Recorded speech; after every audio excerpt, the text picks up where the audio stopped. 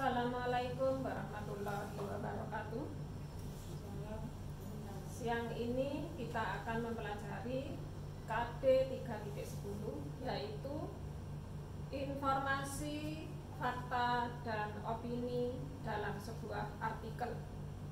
Adapun tujuan yang ingin kita capai ya setelah pembelajaran ini, kita siswa dapat menemukan dan membedakan informasi yang berupa fakta dan informasi yang berupa opini penulis.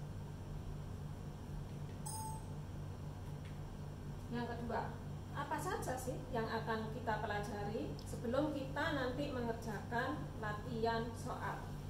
Yang pertama yang perlu kita ketahui yaitu pengertian artikel. Yang kedua, ciri artikel. Yang ketiga, struktur artikel. Kemudian yang keempat, jenis-jenis artikel. Yang kelima, fakta dan opini dalam artikel. Yang terakhir adalah contoh artikel. Selanjutnya, pengertian artikel. Artikel adalah jenis tulisan faktual yang berisi pendapat, gagasan, pikiran, atau kritik terhadap persoalan yang berkembang di masyarakat. Ya. Penulisan artikel itu tujuannya adalah untuk dipublikasikan. Ya, dipublikasikan di mana? Ya, bisa di koran, majalah, buletin, atau di jurnal ilmiah. Ya, tujuan penulisan artikel yaitu menyampaikan gagasan penulis, ya, menyampaikan gagasan penulis yang berupa fakta yang dapat meyakinkan, ya, kemudian mendidik dan menghibur pembaca. Ya. Selanjutnya adalah ciri-ciri artikel. Yang pertama, isi artikel ditulis berdasarkan fakta, opini, teori, dan data yang valid. Ya. Kemudian yang kedua, bersifat faktual dan informatif. Ketiga, menggunakan bahasa baku, kalimat yang lugas. Kemudian kata-katanya harus bermakna denotatif, efektif, jelas, dan tuntas. Jadi sebuah artikel pembahasannya itu harus tuntas. Jadi tidak boleh tidak ada penutupnya. Seperti novel misalnya, itu kan penyelesaiannya menggantung. Itu kalau dalam artikel tidak boleh. Kemudian yang keempat, ciri yang keempat yaitu metode penulisan artikel dibuat sistematis agar pembaca bisa atau mudah memahaminya. Karena itu dalam sebuah artikel itu memiliki struktur, ya, karena yang harus dibuat secara sistematis berarti artikel itu berstruktur. Yang struktur artikel itu ada 3, seperti karya tulis yang lain, seperti makalah. Jadi ada bagian pembuka, ada bagian isi, kemudian ada bagian penutup. Bagian pembuka pada artikel itu berisi pernyataan pendapat penulis. Ya. Pernyataan umum pendapat penulis. Di bagian isi atau pembahasan itu berisi argumentasi dari penulis. Jadi uraian penjelasannya itu diuraikan, pendapat dari penulis itu diuraikan pada bagian isi. Data-datanya harus didukung oleh data yang aktual dan faktual. Apa yang dimaksud dengan data aktual? Berarti data-datanya itu harus baru, terbaru. Kemudian faktual, data-datanya itu berdasarkan fakta, ya, berdasarkan kenyataan. Kemudian bagian penutup. Bagian penutup itu disebut dengan penegasan ulang atau boleh simpulan. Kalau penegasan ulang berarti Tetapi penulis menegaskan kembali apa yang sudah ditulis di awal tulisannya di bagian pembuka. Kemudian kalau simpulan, berarti penulis harus menuliskan kalimat kunci yang merangkum pembahasan. Selanjutnya jenis-jenis artikel. Jenis-jenis artikel itu ada 4 ya. Yang pertama disebut artikel praktis ya. Artikel praktis biasanya ditulis dalam bentuk naratif ya. Pesan yang disusun sesuai dengan urutan waktu dan urutan peristiwa atau tahapan.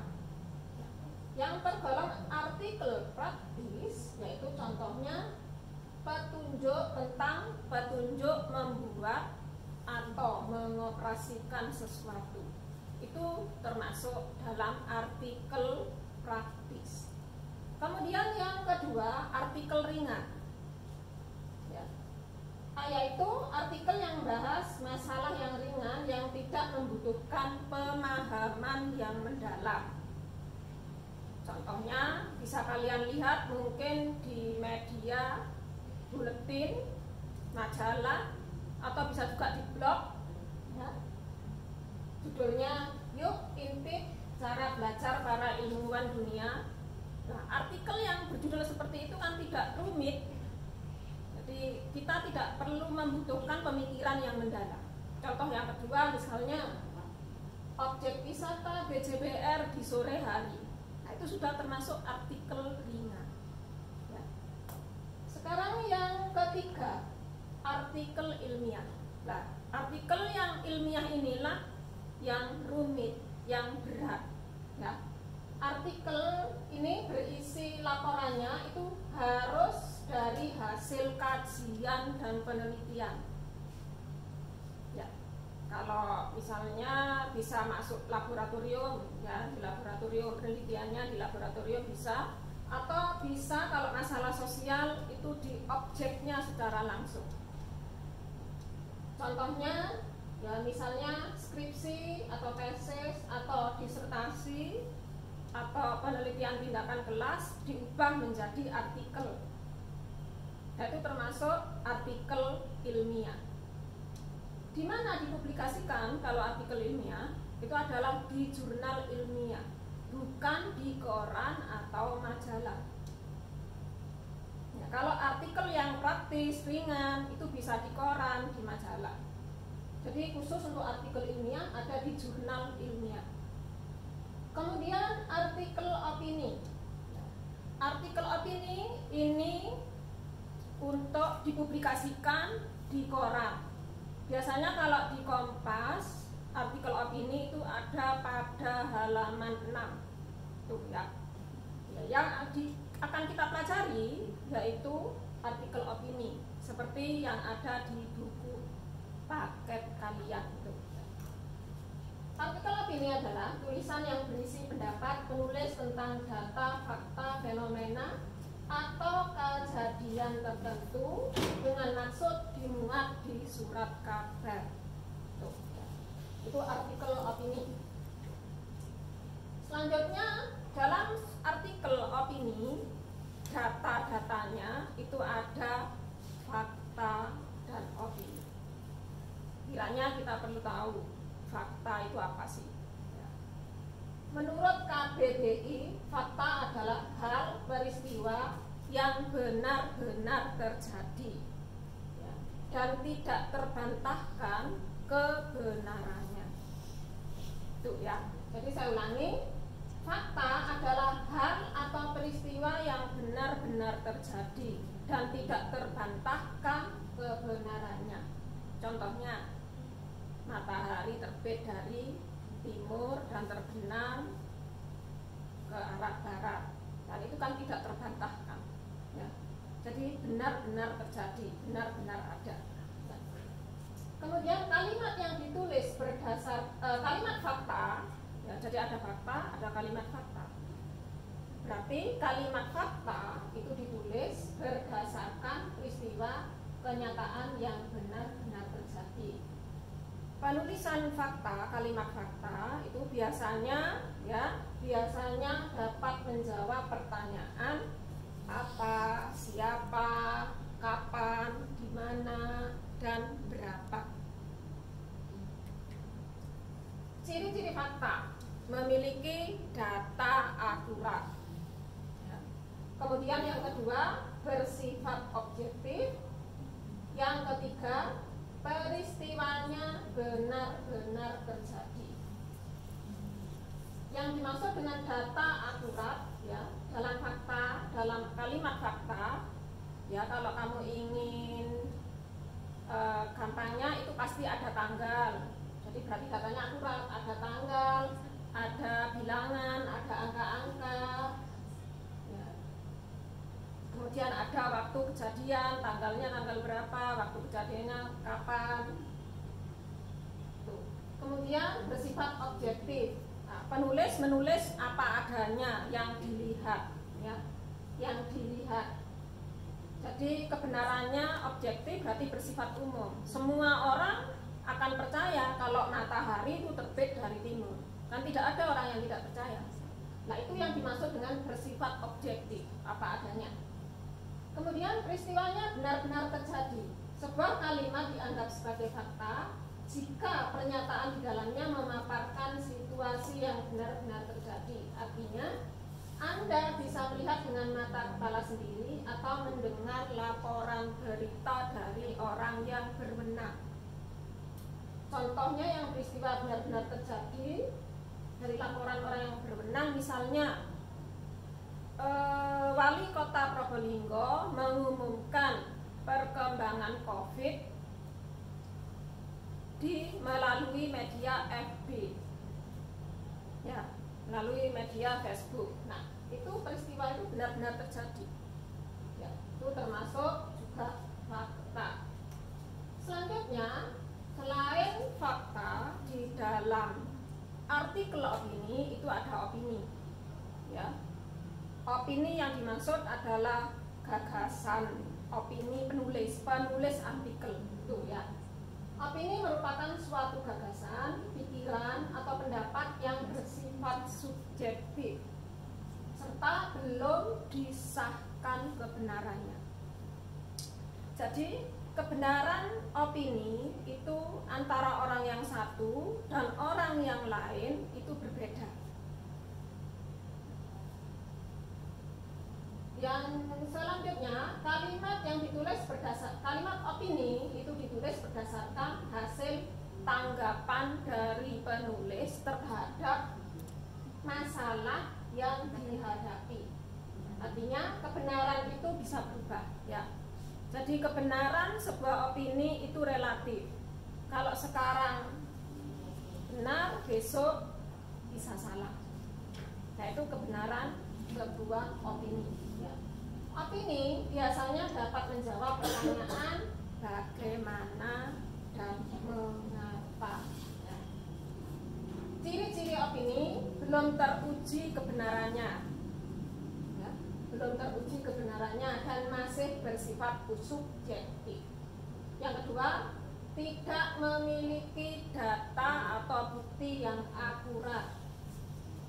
Biasanya dalam kalimat opini atau paragraf yang mengandung opini itu bisa saja ada kata mungkin, seperti, seharusnya, sebaiknya. Nah, itu kalau sudah ada kalimat yang mengandung ada mungkin, sepertinya, seharusnya, sebaiknya, itu termasuk opini, yang bukan fakta.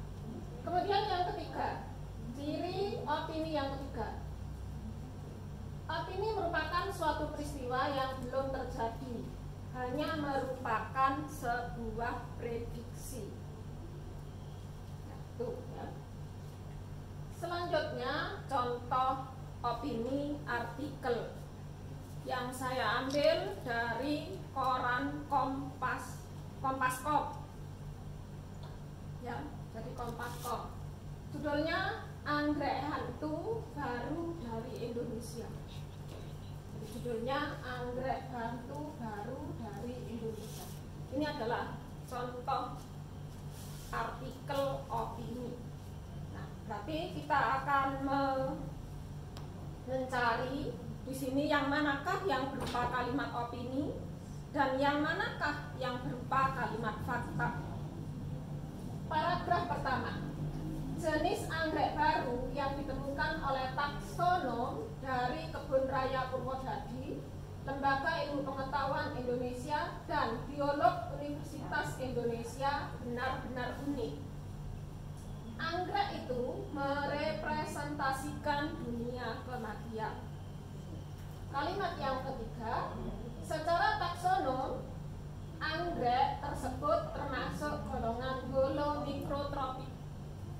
Anggrek dari golongan ini menyukai lingkungan gelap, kemunculannya tak dapat diduga, tidak memiliki daun sehingga tidak berfotosintesis, tetapi pada saat yang sama juga tidak bersifat parasit. Marilah kita lihat, kita cari yang mana yang berupa kalimat fakta dan yang mana yang kalimat opini. Yang tulisan putih itu adalah kalimat fakta. Jadi benar adanya, ya, Pak taksonom Kebun Raya Purwodadi, kemudian LIPI dan biolog dari Universitas Indonesia itu memang benar-benar menemukan jenis baru anggrek. Jadi memang benar-benar beliau ilmuwan itu menemukan. Jadi benar-benar terjadi. Nah, itulah yang disebut dengan fakta. Kemudian anggrek itu merepresentasikan dunia kematian. Kalimat itu kan dari orang yang satu dan orang yang lain tentunya berbeda. Karena anggreknya itu berwarna gelap, ya gelap. Jadi satu orang mengatakan bahwa itu mewakili, merepresentasikan, itu mewakili dunia kematian. Tapi bagi orang lain, bagi seniman atau bagi yang lainnya, mungkin itu adalah bukan kematian, tapi bisa saja hitam itu atau gelap itu menunjukkan kewibawaan. Jadi antara orang yang satu dan yang lain berbeda. Nah, itulah yang disebut dengan opini. Sekarang yang ketiga, kalimat ketiga. Secara taksonomi anggrek tersebut termasuk golongan holomikrotropik. Nah, penggolongan ini tentunya tidak pendapat dari orang per orang. Jadi penggolongan ini sudah ada dasarnya. Nah, ini termasuk, jadi berdasarkan buku ini, nah mungkin ada bukunya, secara taksonomi, berarti berdasarkan taksonomi anggrek tersebut termasuk golongan holomikrotropik. Nah, itu adalah termasuk kalimat fakta. Jadi kalau kalian dilihat ciri-cirinya nanti di buku biologi itu biasanya itu ada.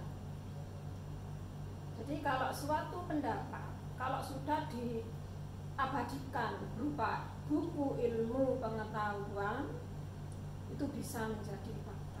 Jadi kan sudah melalui penelitian yang valid. Ya, jadi orang atau ilmuwan menggolongkan anggrek itu tidak hanya pendapat orang awam semata, tapi sudah melalui penelitian. Ya. Kemudian selanjutnya paragraf kedua, dengan ciri-ciri tersebut holomikrotropik kerap disebut anggrek hantu.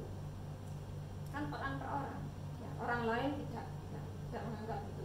Jenis baru yang ditemukan mempunyai nama ilmiah Gastrodia bambu, juga bukan seperti anggrek umumnya yang tampaknya menarik. Bunga menghasilkan aroma ikan busuk, ya, untuk mengundang serangga polinator. Kata Gestario Metsusala, peneliti Kebun Raya Purwodadi yang mendeskripsikan spesies ini. Daripada sebagai calon tanaman hias baru, Gastrodia bambu lebih menjadi simbol tantangan konservasi. Di paragraf kedua ini tidak ada fakta, tidak ada kalimat fakta, tapi itu merupakan pendapat dari penulis. Jadi pendapat dari penulis. sangat peka terhadap kekeringan, intensitas cahaya berlebih, dan perubahan pada media tumbuh. Gangguan pada habitatnya, misalnya pembukaan rumpun bambu dapat mengganggu pertumbuhan populasi anggrek unik ini. Konservasi anggrek tersebut jadi tantangan besar karena pembudidayaannya sangat sulit. Nah, itu termasuk kalimat opini. Kalimat yang terakhir, penelitian terkait kemampuan adaptasi spesies ini dalam menghadapi perubahan iklim masih terus dilakukan melalui analisis anatomi dan fisiologi, kata Destario dalam keterangannya lewat surat elektronik Sabtu 26 Agustus 2017. Nah, ini termasuk kalimat fakta, karena dia pada saat mengucapkan itu ada harinya jelas, hari Sabtu, ada tanggalnya dan tahunnya. Seperti itu. Ya. Sekarang kita perhatikan ya paragraf keempat. Gastrodia bambu memiliki bunga berbentuk lonceng dengan ukuran panjang 1,7 sampai 2 cm ya, dan lebar 1,4 sampai 1,6 cm. Bunga didominasi warna coklat gelap dengan bagian bibir bunga berbentuk mata tombak memanjang bercorak singgah. Pada satu perbungaan dapat menghasilkan hingga 8 kuntum bunga yang mekar secara bergantian. Perbungaan muncul dari tanah berserasa di bawah rumpun-rumpun bambu tua pada ketinggian 800 sampai 900 mdpl. Paragraf ini termasuk fakta. Ya, jadi semuanya yang paragraf keempat dari artikel ini semuanya adalah fakta, karena di situ ditunjukkan ada angka-angka, ya. Jadi kan semuanya kan melalui diukur, benar-benar diukur, benar-benar diteliti. Jadi tidak berdasarkan penglihatan saja. Paragraf kelima, riset tentang keragaman anggrek menjadi prioritas Kebun Raya Purwodadi dan Universitas Indonesia lewat program Indigenous Studies. Spesies baru ini juga bisa dideskripsikan berkat keaktifan organisasi kemahasiswaan Kanopi, Departemen Biologi Universitas Indonesia, dan Fakultas Biologi Universitas Gadjah Mada dalam membuat proses pengamatan habitat dan pencatatan rekod populasi. Nah, ini paragraf kelima, ini adalah termasuk opini. Ya, jadi bukan fakta. Nah, dari artikel di atas ya kita bisa temukan beberapa kalimat fakta ya. Jadi yang tadi putih itu pada paragraf pertama, kalimat pertama dan ketiga itu adalah fakta. Kemudian pada paragraf ketiga ada pada kalimat terakhir. Kemudian yang paragraf keempat itu semuanya berupa fakta. Kalian sebagai sarana latihan selanjutnya ya anak-anak, coba dikerjakan seperti contoh ya. Kegiatan 1 halaman 131 dalam buku teks pelajaran bahasa Indonesia kelas 12. Saya kira demikian dulu penjelasan saya. Nanti kalau ada pertanyaan bisa ditanyakan. Saya akhiri. Assalamualaikum warahmatullahi wabarakatuh.